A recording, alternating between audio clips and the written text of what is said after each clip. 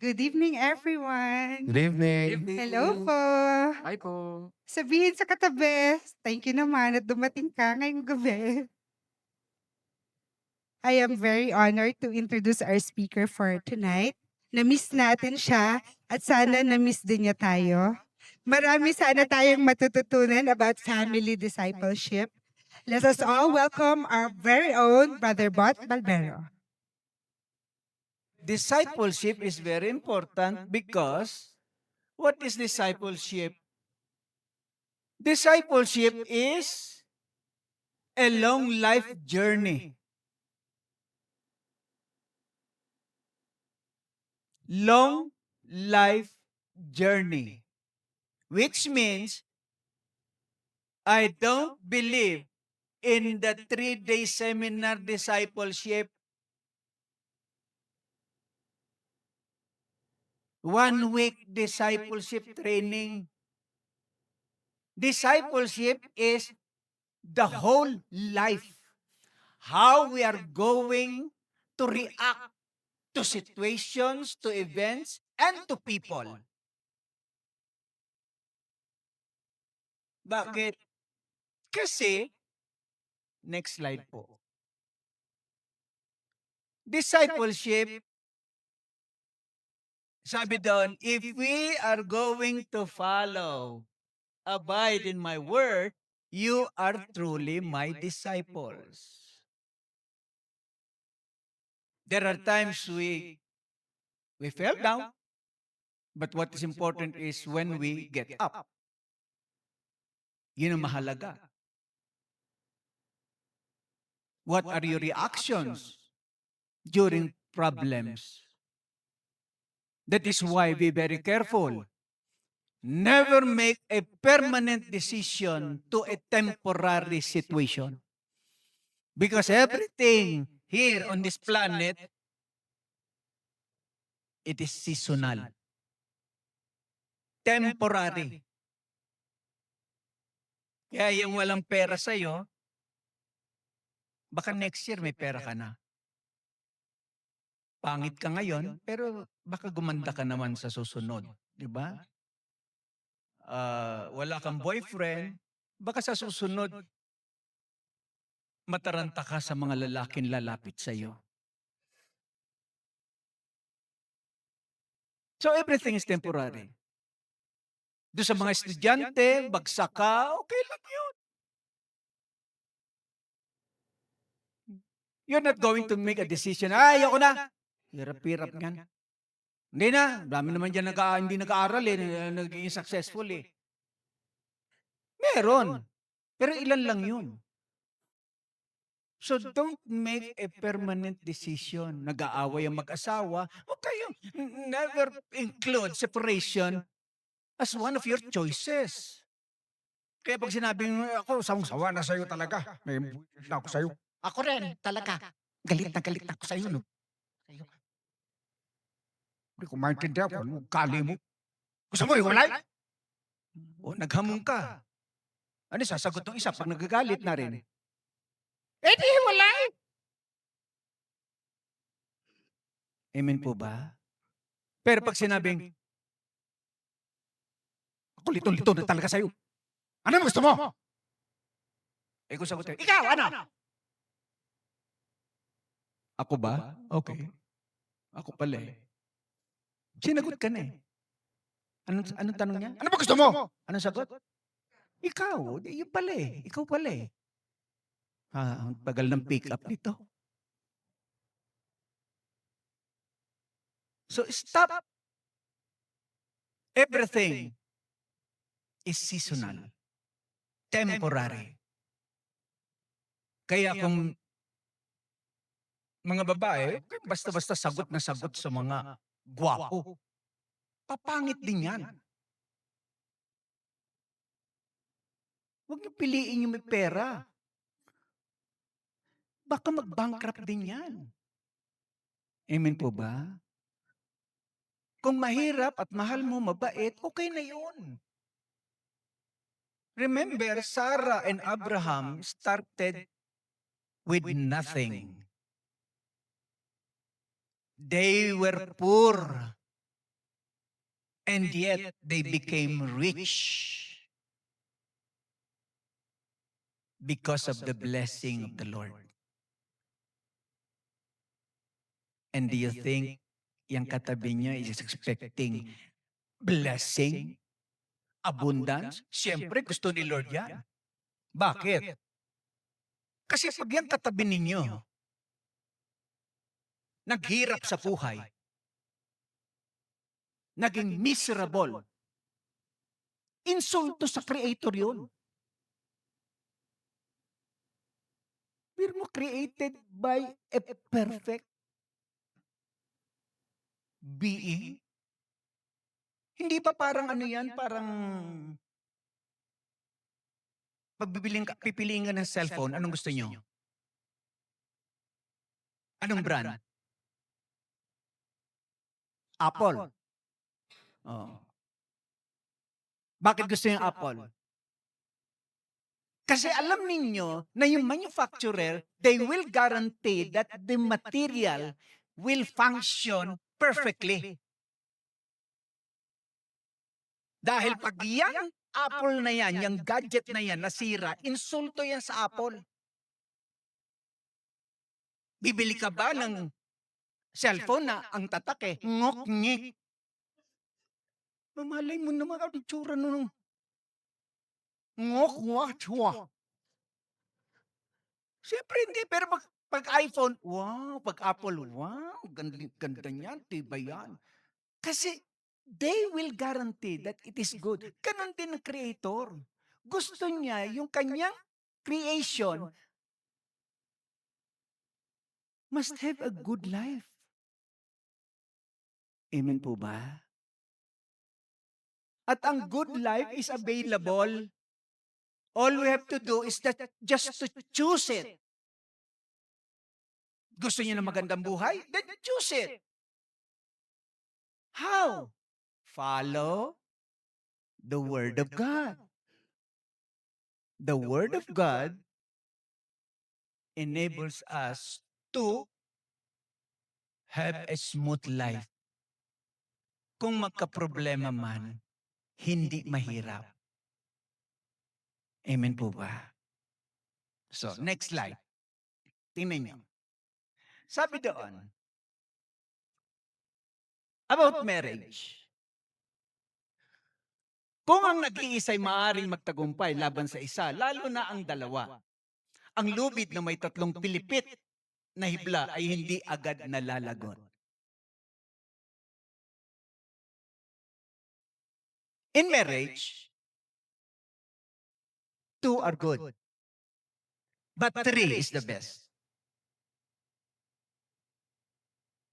Alam ba ninyo ang mga mag-asawa, mahirapang maghiwalay dahil sa anak? Binding force ang anak. Nagiging matibay. Bakit?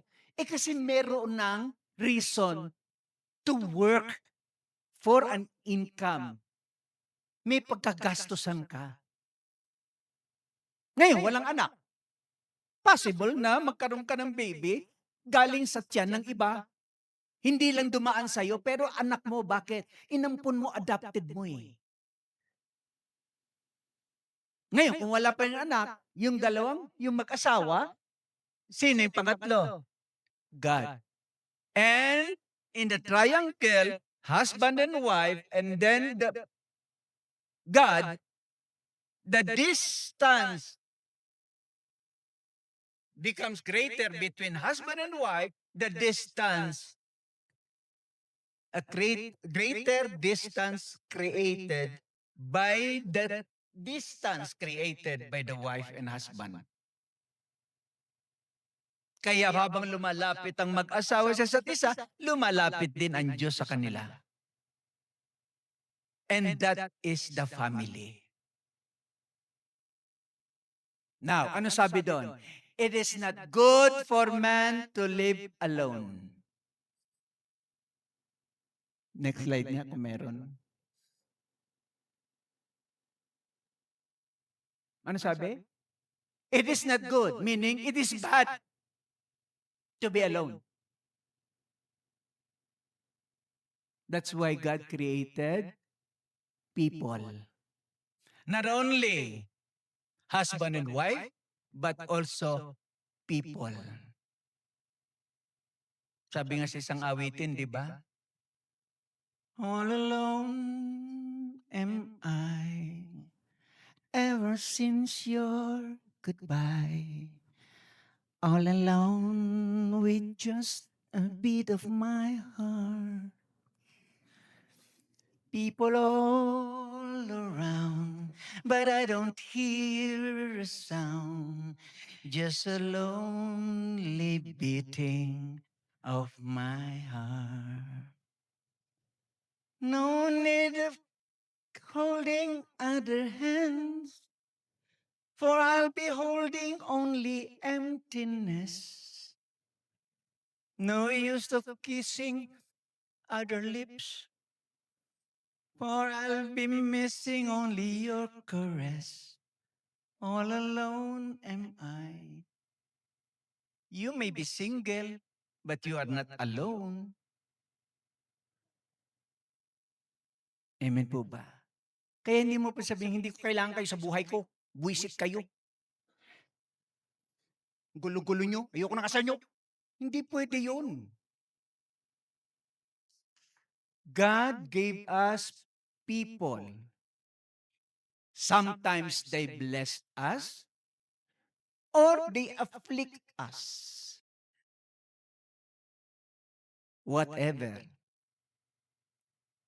They improve us. Amen po ba? Kaya yung katabi nyo, kung buwisit man yan, matututo ka dyan. Di ba?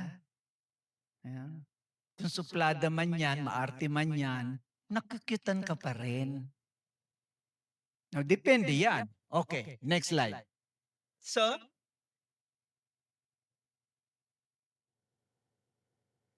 did the Lord make you one with your wife? O, tandaan niyo ito sa pag-marriage, ha? In body and spirit, you are His. And what does He want? Godly children. So if we have children, our primary role is to let our children grow to be godly. Kaya kung ang anak mo, buwisit, hindi mo pwedeng sabihin na, hindi ko naman maintindihan, pare-pareho ko naman silang inalagaan. Hindi ko maintindihan, bakit nagkaganyan niya? Hindi totoo yun.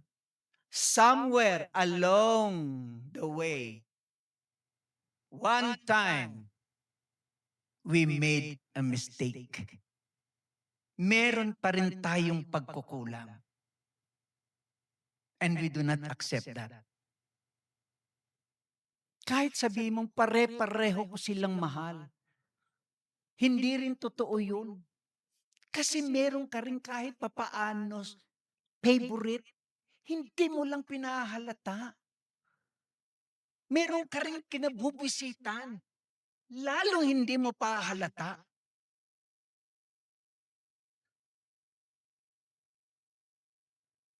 Paano kang matutuwa kung kamukha ng kapitbahay mo?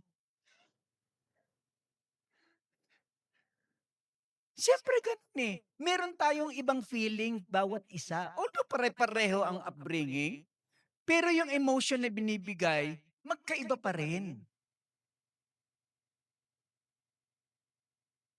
Tingnan niyo yung katabi niyo. Sa tingin niyo, yan ang favorite ng nanay niya? I don't think so. No? Mukha nga pinabayaan yan eh. Oh. So, remember that idea. Not only just to create children, no more, but godly children. Kaya kung mag-aasawa kayo, yung mga walang asawa, siguraduhin nyo, you are going to prepare yourself in upbringing your children godly in character. Amen po ba? Eh, paano yun? Ititrain natin tayo, sarili natin. So, never, never lose or stay away from the spirit of love community. Gumaya kayo dun sa tumanda na rito. Kasama na ngayon yung mga pamilya, mga anak. At makikita mo, anak mo mabait, tuwa ka. Ang sasabihin mo, anak ko yan. Kaya pag ang anak mo mabait, sasabihin sa kanya, pa, bagsak ako sa sa subject. Hayaan mo na anak, mabait ka naman eh. O, di ba? Oh, yun ang importante. Oh. Huwag niyo naman intentionin maging mabait talaga ako. Hindi naman ganon. No? Sinasamahan mo ng bait. So, next slide. Okay. Proverbs 22 verse 6. Train up a child in the way he should go, and when he is old, he will not depart from it. Iba na ang attitude ng maraming kabataan ngayon. Liberated. And yet, parents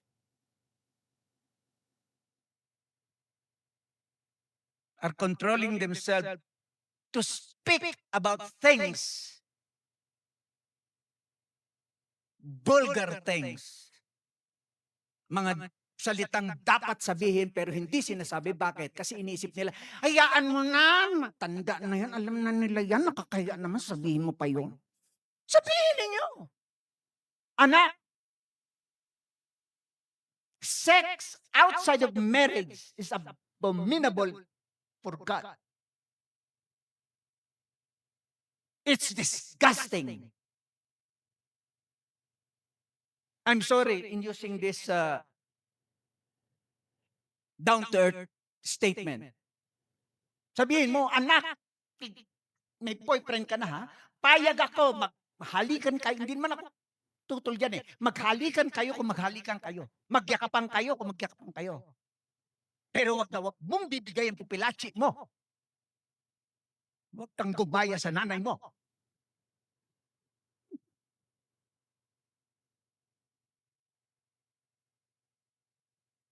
Those words, I have spoken that to my second child. Second daughter. Yung isa hindi ko napagsabihan. Nag-asawa agad. Pero ito, yung pangalawa, hindi.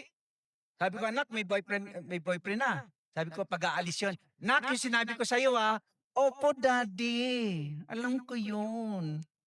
Ano naalala niya?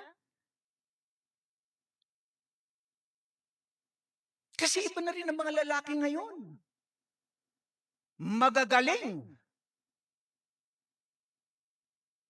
So be very careful. Bakit? Kayo mga babae, lugi kayo, lugi. So don't try to receive that kind of temptation. And the devil is very successful nowadays. Bakit? Remember that the temptation of the devil never change. Yung temptations niya kay Adam and Eve hanggang ngayon, pareho pa rin. Temptation kay Jesus, temptation sa mga tao, ganun pa rin. Bakit hindi nagbabago si Satan, ang mga evil spirit? Kasi ang tao hindi natututo. Alam naman, nakikita kung ano naging result ng mga wrongdoings. Kaya hanggat maaari, kung may bisyo, tigilan mo yan eh. O may bisyo ka, o bata ka pa, sige, kaya mo. Pero pagtanda mo, sisingiling ka dyan. Hindi pwedeng hindi.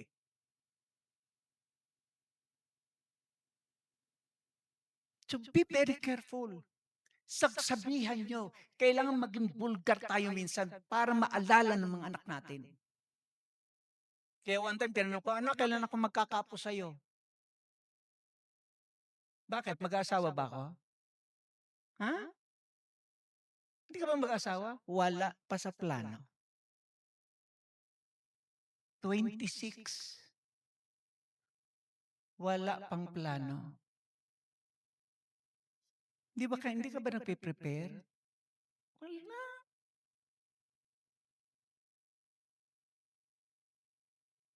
Kasi naalala yung sinabi ko. Sige, sabihin mo sa katabi mo, kapatid, ingat ka sa akin. Sige, palakpakan natin ng Panginoon. Next slide. Now, ano yung kasunod? Yan. Huwag mong kainggitan ang mga makasalanan ni sa kanila'y makipagkaibigan. Ang nasa isip nila'y laging kaguluhan at ang dila nila'y puno ng kasinungalingan. This is about family discipleship. Why? Kasi it's about payo. Payo. Advice. Guidance is very important. That's why you have to listen to your parents. Not because they are right, but because they have done so many wrongs. Makinig sa payo ng magulang. Hindi dahil sa tama sila, kundi marami na silang pagkakamaling nagawa. And they have learned their lesson. Ingat, kaya tayo pinagsasabihan. Bakit? Kasi gusto ng magulang maging successful. Hindi yung uuwi kayong bahay, ma, nakipag-break sa akin. Ang dahilan, hininga. Hininga. Di ba yung mga gano'n na may problema? Because we don't listen to parents. At nakakalungkot talaga maraming parents, hindi pinakikinggan ng mga anak. Panahon nyo yun, panahon nyo, iba na ngayon. Iba na ngayon. Pag sinabing, ma, baon ko. Ano, baon? Alam mo, nung panahon namin, naglalakat lang kami. Yan, nasagot naman ninyo. Eh, wala naman kayong masakyan noon. Eh, kami paglabas namin, nandyan na yung tricycle, nandyan na yung marami na available na sasakyan. Di ba? Kayo, kung gumastos kayo, kala nyo, ang gagastos nyo, mamahal ng kinakain nyo. Kami noon, Diyos ko, pandisa lang, pwede na. Eh, wala naman kayo, hindi naman uso sa inyo ang mga masasarap na tinapay eh. Sa inyo, pandisa lang. Ano ba yung malalaking tinapay? Hindi yung panahon noon na parang malaking tinapay. Yung mga monay-monay na yan. Iba na yan, mga monay lang yung simple. Kami, meron na kami asyalam na no. Hisikil na kikil. Hindi yun. Kursan. So, di ba? Panlasa nyo kasi tamis at anghang lang eh. Eh kami ngayon, may mapili ng taste buds natin. O kaya naman may sakit. Di ba? So, listen. Next slide. By wisdom. So may karugtong. By wisdom, a house is built. And by understanding, it is being established. And through knowledge, its rooms are filled with rare and beautiful treasures. Paano raw na itatatag ang isang bahay, ang isang tahanan? Now, try to observe the statement. There is no such thing as the word love. Love. Solomon stated something about what is here. Ano yon? Knowledge. Understanding. wisdom. What are these? Next slide. Tingnan natin. Ang karunungan ay higit na mabuti kaysa sa kalakasan. At ang kaalaman ay kapangyarihan sapagkat ang tagumpay ay bunga ng mabuting payo. Knowledge is information. Facts. What do you know about the person? Bakit may mga mag-asawang madalas mag-away? Ang tagal-tagal ng nagsasama, nag-aaway pa. Kasi you do not know something about your spouse. Bakit may mga pagkakapatid na hindi nagkakasundo? Because you do not know nothing, you do not know anything about your brother or your sister. Kaya naiinis ka. Bakit yung mga driver diyan, nakasalansang diyan, nagpa-parking diyan, nakabalandra, naiinis ka? Wala kang alam sa tao eh. You do not have any information. You do not have any facts. Pero kapag pinsan mo ang nakabalandra, ay, ano, kumusta? Nakaharang ka, ha? Di ba? Kung alam mo yung situation ng tao, hindi ka madaling mainis. Hindi ka madaling magalit. Sa pamilya, ganyan. Kung alam mo yung ugali talaga ng kapatid mo, hindi ka maiinis. Amen po ba? Kung may asawa ka, kung alam mo yung mga tantrums, alam mo yung mga failures niya, alam mo yung kanyang mga frustrations, maintindihan mo. And that is why you will be able to comprehend, understand, and then there will be application. Wisdom. You know how to deal with the person. Bakit suplada kaya yung isa? Bakit may mga ibang mga single, matandang dalaga, o matatagal ng dalaga, mga suplada? Ano ba iba? Masungit? Eh bakit? Eh kasi sa tuwing may makakita sa kanila, masalubong, ano, kumusta ka na? May asawa ka na? Wala pa? Naku, may iwan ka na. Eh di pagtatawanan. Ngayon, para hindi sila pagtawanan, magsusuplada yan. Eh di hindi mo nakikibuin. Hindi mo nakakusapin. Bakit? Suplada na eh.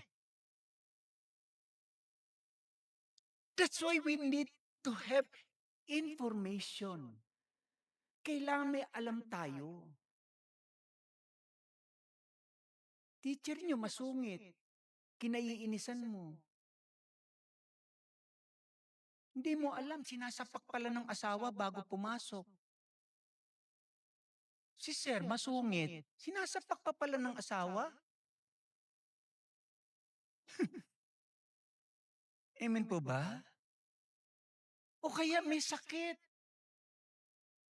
Alam niyo, pag ang tao merong nararamdaman, merong sakit na kung ano, mainitin ang ulo. Baka ganyan yung tatay niyo. Huwag kayo mainis. Anong malay niyo meron yung nararamdaman? Baka meron niyang, tawag din yung di maitaas ang balikat. Frozen shoulder.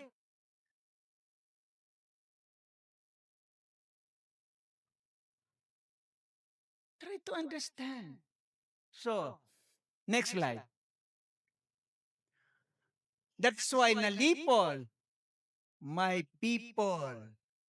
Ay, narinig nyo na, my people perish because of ignorance.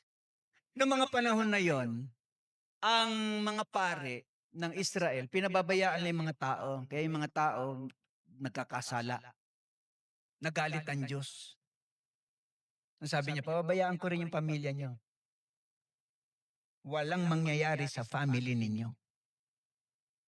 Kaya kapag ang isa naging irresponsable, damay ang iba. Kaya nga 'pag gumawa ng kalokohan, halimbawa si brother gumawa ng kalokohan, anong apelyido? Apelyido mo, brother? Ha?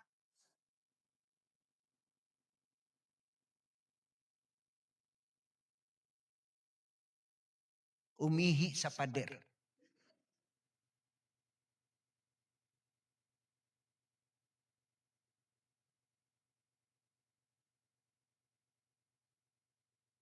Tapos nalaman yung isa, kamag-anak mo yung umihi do'n? Damay yan.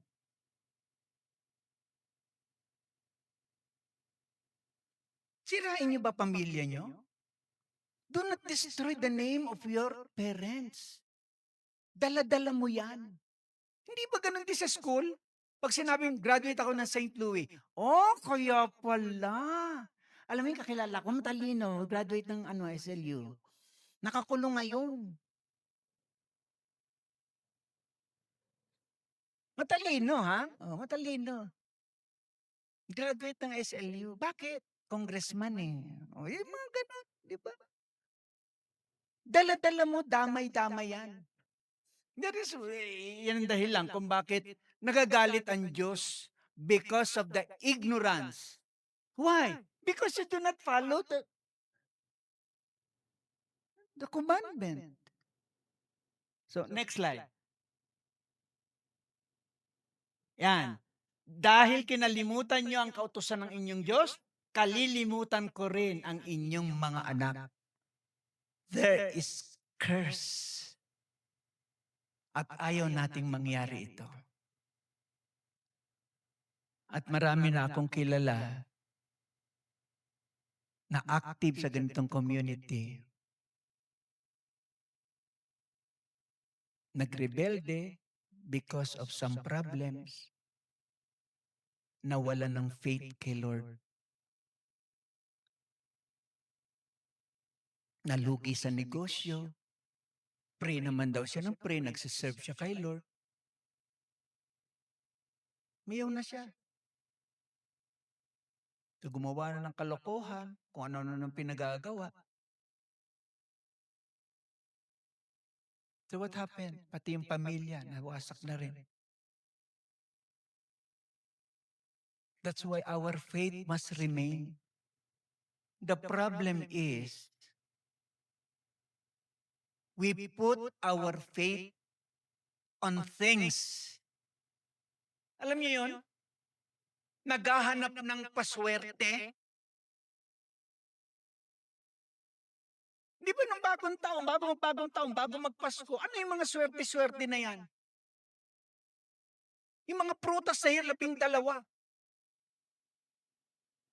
Lumampas na yung taon, nabulok na lang. Sa iba sayang ang pera? O ito, swerte itong perang ito ha, swerte ito. Huwag mong gagastusin yan, nagkakaroon ka lagi ng pera. Natural, wala kang ginagastos eh. Yung pa rin yung pera mo, hindi may pera ka nga.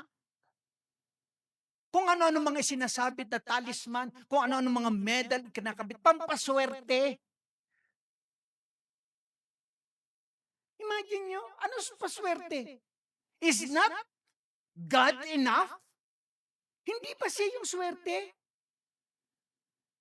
Kaya ang Diyos natin naninibugho. Kasi naghahanap tayo ng ibang Diyos.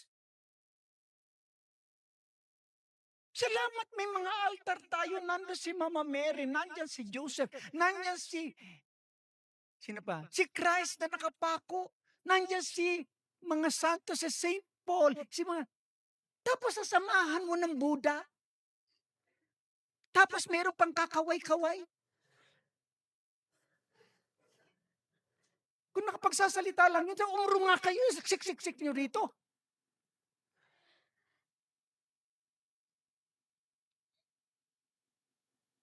At nakakahiya kay Lord. Naghahanap tayo ng swerte. Is God not enough? Amen po ba? Kaya napipeste. Ang tagal-tagal na yung pamahiin na yan, hanggang ngayon, hindi naman umunlad ang Pilipinas. Yung mga pamahain na wag daw maglalagay ng dining na malapit sa CR. Malas daw. Paano kung maliit ang bahay mo? Wala ka na magagawa. Ang hindi lang maganda, sa tuwing may lululon, may luluwal. Sabay. Di ma-imagine? Doon ko nakita yung, sabi ko, ang mga tao, naghahanap sila ng ibang Diyos. Sabi ko, hindi ba sapat ang Diyos? Amen po ba? So, next slide. Ngayon pa lang ako magsisimula.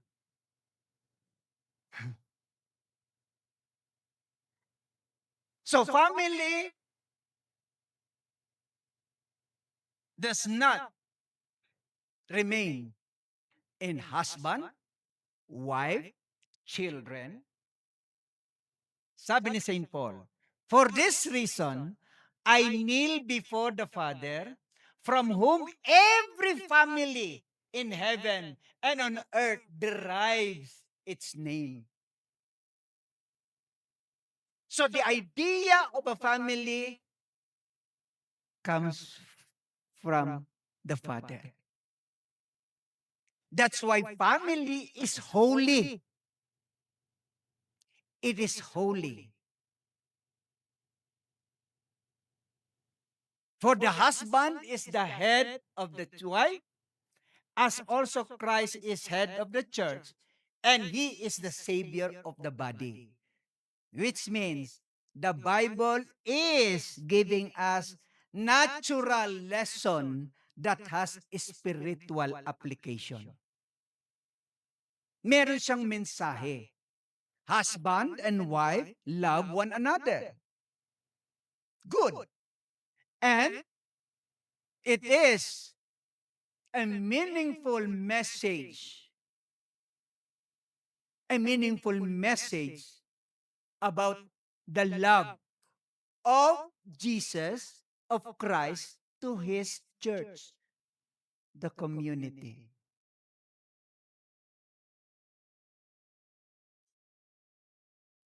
At paano minahal ni Kristo ang church?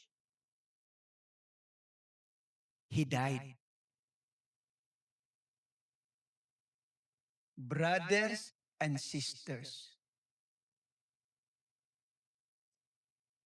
Yung hindi mo ka-faith, hindi mo ba brother yan? Hindi mo pa sister. Within the community. Do you consider each one a member as a family? Jesus taught us the prayer, Our Father, which has a family bearing. Our Father, my Father, your Father. Isn't it a family? Ngayon, kung family yan,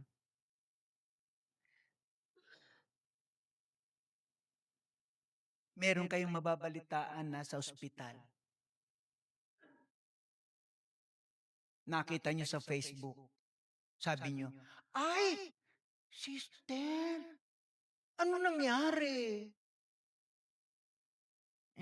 Medyo, may inoperahan ako. Ay, we will pray for your fast recovery. Salamat kung totoo. But most of the time, yung nagsasabi ng mga, we will pray for you, hindi naman talaga nagpipray. Remember, if you're going to research in the Bible, Jesus never said, pray for the sick.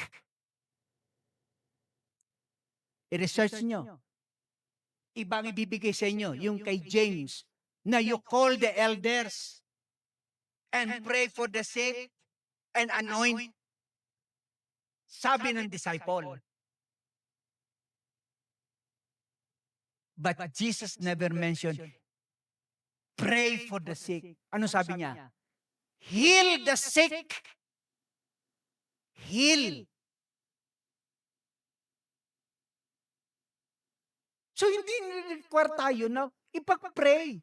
Sabi ni Jesus, pray. Ask anything in my name. So paano dapat? Hindi ba dapat? I want you to be healed in the name of Jesus. Say it. Heal the sick. And yet we do not do it. Anong ginagawa ng maraming community? Uy, si sister nasa hospital, nasa bahay. Kailangan ng prayer. O sige, puntahan natin. Dali na kayo, punta natin. O, pinupuntahan naman. Tapos pinray over in the name of Jesus. Ay, siya present, siyang malika. Hilak ka malala sa lalo na may ganyan. Haba ng panalangin. Buti nga, walang sayaw pa eh. Talagang pray over. After the prayer, nag-uwian.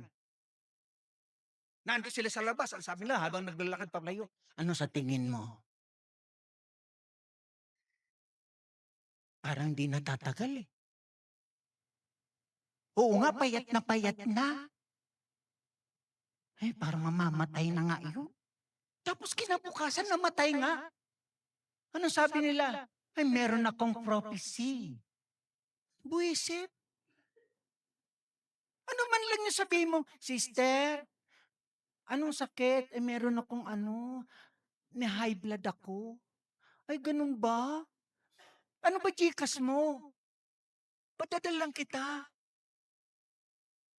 Naku, wag na lang, nakakaya naman. Hindi, sige na kahit paano.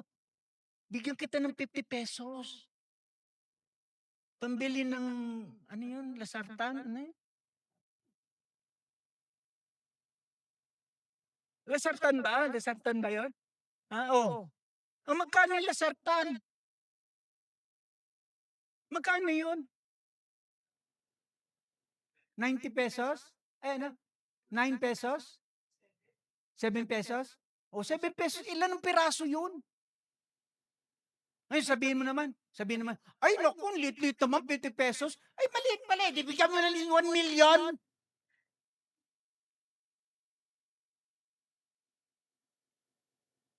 Isipin mo, padadala mo ng 50 pesos. Ilan yung magdadala? 50 pesos. Hindi ba gagaling yung tao? Ang dami nagmamahal sa akin. Kung nakakaya naman, nagdala kayo ng 50 pesos. Magbe-birthday. Happy birthday. Anong handa mo? Ito lang? Wala kang dala? Pupunta sa patay. Kakainin yung handa. Sa ospital, kinakain. Walang dinala. Kumain pa ng prutas. Pandagdag nyo sa gastos, ito'y 100. Yan lang ang kaya, yan lang pera ko eh. Pero makakatulong yan, sister.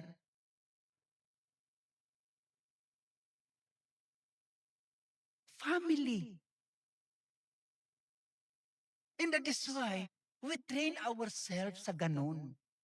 That is discipleship. Remember, people will bless us or will give us pain. Pero kahit paano, makakatulong sa atin. Sabi ko nga kanina. Now, let me tell you this. If you are not part of my life, do you think I need the fruit of the Holy Spirit?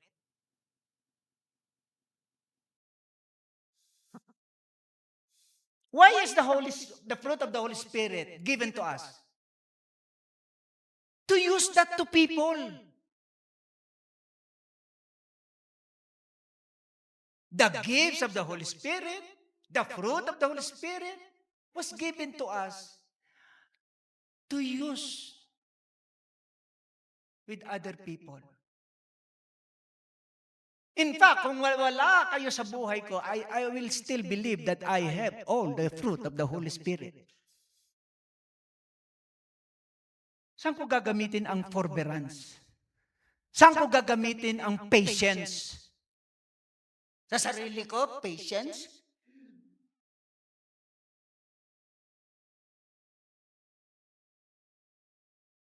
That is why God gave us the fruit. To use that to people. Sa mga buwisit na katabi nyo. Sa pagtitiis, kailangan pagtiyagaan. Sa mga anak. And that is why it is a continuous process. Tuloy-tuloy yan. Kung hindi natin magamit, then we are not disciplining ourselves. Amen po ba? Pag mahirap sumakay, naiinis ka? Sabi sa'yo ng nanay mo, anak, hindi ko may bibigay yung kumpleto mong baon. Ano?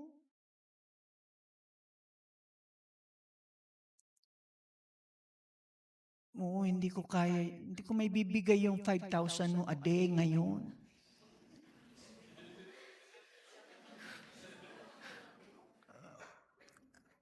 $500 lang. Kalahati lang. Ay, kalahati ba yan? 500? Hindi. 500 lang. Ano, 500? Anong gagawin ko dyan? Kayo na lang pumasok. Ganun ba? Pwede mo bang sabihin na, ma, okay lang ma. Kahit walang baon, ang mahalaga papasok ako.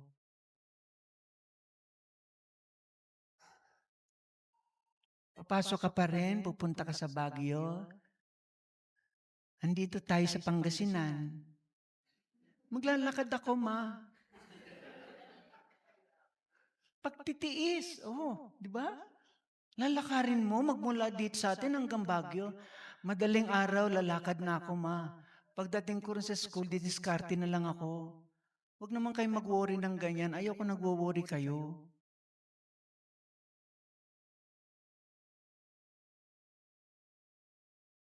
Meron kayang ganon.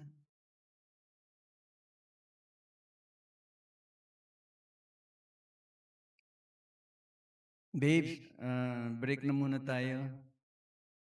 Kasi napapagod na ako sa relasyon natin eh. Ay, ganon? Sige, magpahinga ka na. Meron pa namang dalawa dyan eh, nag-aabang. Sige, ganunin mo. Ano sabihin niyan? Ay, hindi na. Okay na. Okay na ako. Nakapagpahinga na. Baka bigla magbago. Bakit? Ikaw lang ba ang lalaki? Magtira ka sa sarili mo. Amen po ba? Create, apply that fruit.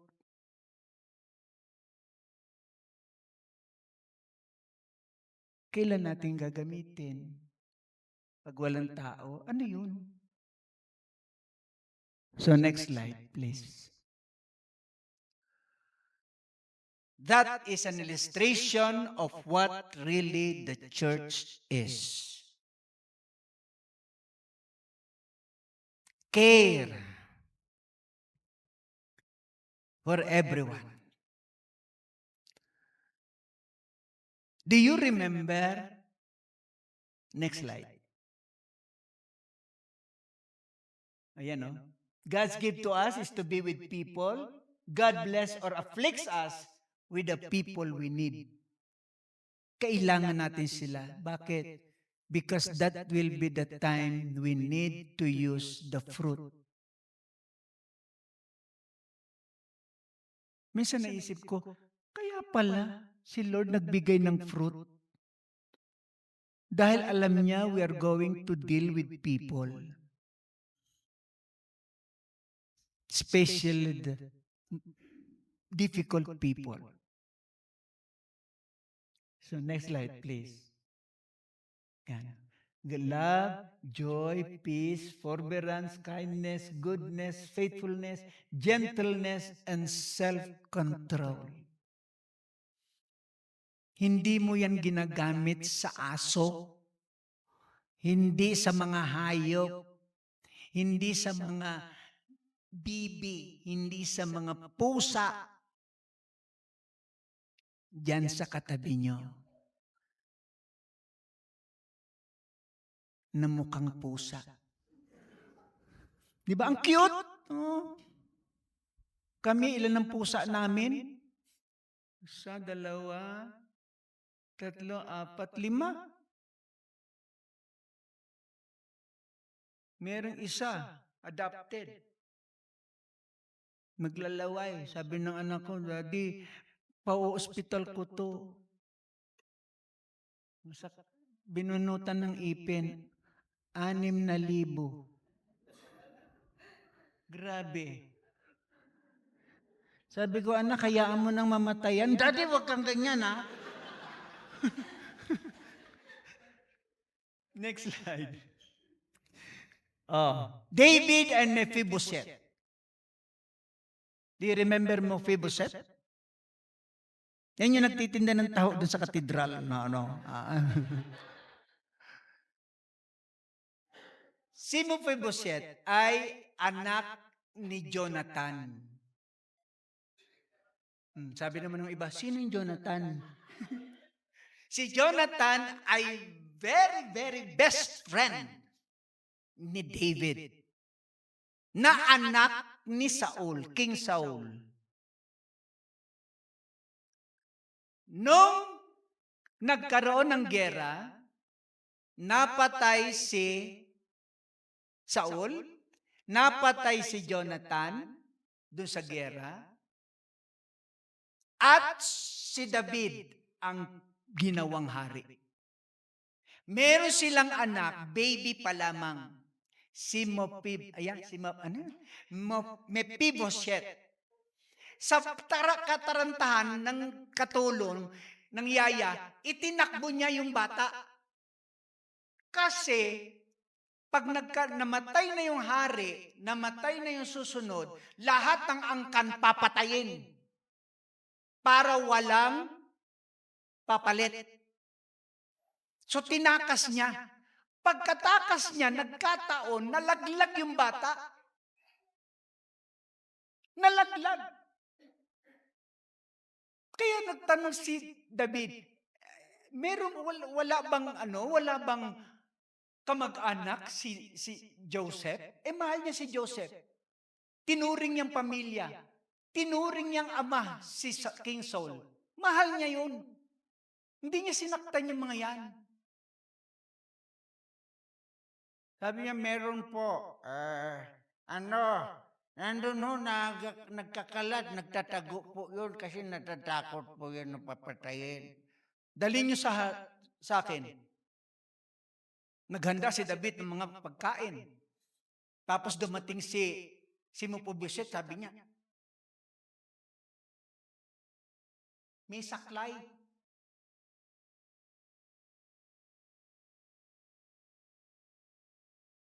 Anong tawag doon? Naging lame? Anong tawag sa Tagalog doon? Ha? Lumpo. Nalumpo. Kasi nga, nahulog. Napabayaan na. Naawa si David. So, anong ginawa ni David? Halika, kumain ka rito.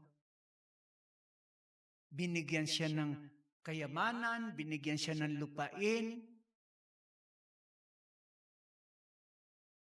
Sabi niya, gusto mo ba? Sa iyo na ang kaharian? Sabi ni Mephibosheth, hindi. Sa inyo po yan. Hindi po ako karapat-dapat. Dahil pamilya, yung kapintasan ni Mephibosheth, nawala yan sa kay David. Bakit? Family. Amen po ba? Meron kayong kamag-anak, may diferensya. Kumatok sa bahay niyo. Sabi niya, tao po, tao po. Oh, bakit nandito ka? Saan ka galing? Galing pa ako ng Isabela. Ano? Bakit ka napunta rito? Eh, maghanap sana ako ng trabaho. Ano maghanap ka ng trabaho dito? Ang hirap-hirap ng trabaho nga dito eh. Ang mahal ng mga bilihin dito. Biro mo, hindi mo pa pinapapasok, sinermonan mo na? Anong dating sa'yo? Istorbo.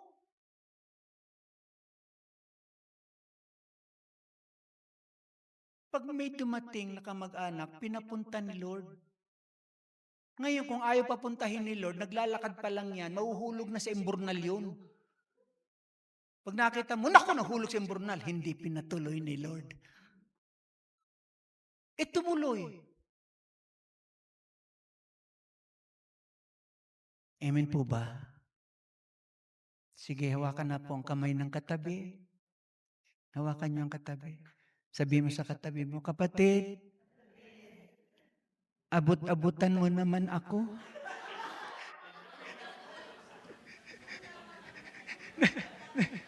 Next slide. Pakibasa nga po.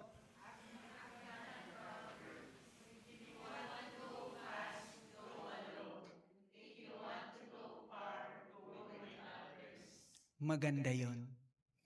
Because whether you like it or not, somewhere in our life, they will help us to improve. Salamat po at magandang gabi sa inyong lahat.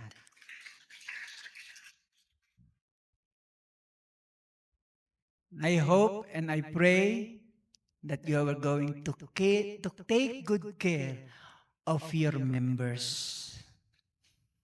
Consider them as your family.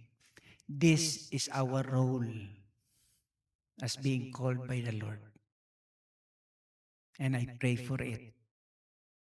Kayo-kayo po yun. Huwag nyo kaming isama.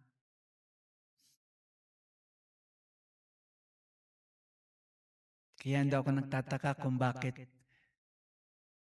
kayo yung pinapunta ni Lord. Salamat po ng marami.